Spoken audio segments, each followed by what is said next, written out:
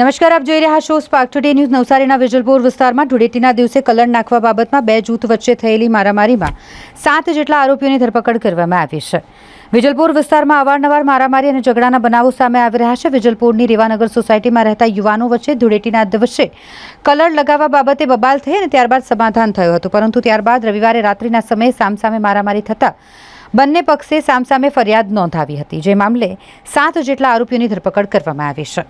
તારીખ 17/3/2025ના રોજ વેજલપુર પોલીસ સ્ટેશનમાં બીએનએસની કલમ 115(2), 351(3), 352 અને 54 મુજબના 2 ગુનાઓ દાખલ કરવામાં આવેલ હતા, જેમાં એક ગુનામાં ફરિયાદી તરીકે મોહિત કમલેશભાઈ સોનકર, રહે વેજલપુર, રેવાનગર, ગલી નંબર 3, અને બીજા ગુનાના ફરિયાદી છે અરવિંદ કુમાર રામાનંદ ભારતીય, એ પણ રહે વેજલપુર, રેવાનગર, ગલી નંબર 2.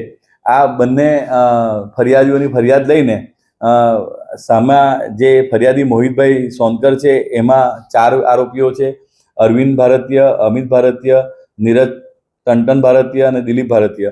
અને જે ફરિયાદી અરવિંદ કુમાર છે રામાનંદ ભારતીય, એમાં પણ પવન કુમાર, મોહિત સોનકર, નીરજ સોનકર, રાહુલ, તમામ રહે વેજાલપુર, રેવાનગર. એ બંને ગુનાઓમાં 4 આરોપીઓની સામસામે ફરિયાદ લેવામાં આવેલ હતી.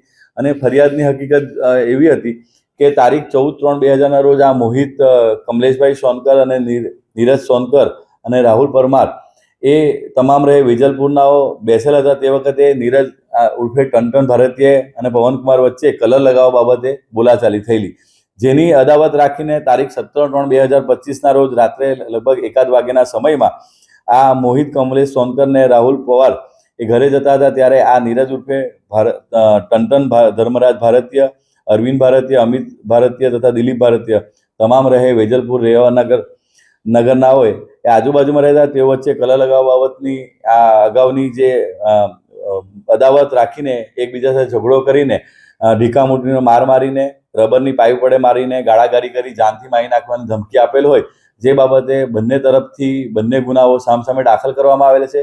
અને બંને ગુનાઓમાં તમામ આરોપીની ધરપકડ કરવામાં આવેલ છે અને હાલ આગળની તપાસ ચાલુમાં છે. એ બાબતે હાલ એ લોકો હમણાં કસ્ટડીમાં હોય અને એ લોકોના વિરુદ્ધમાં હમણાં જે કાયદો અને વ્યવસ્થાની પરિસ્થિતિના ધ્યાને રાખીને એ લોકોના વિરુદ્ધમાં અટકાયતી પગલાં અને બીજી કાર્યવાહી પણ કરવામાં આવનાર છે.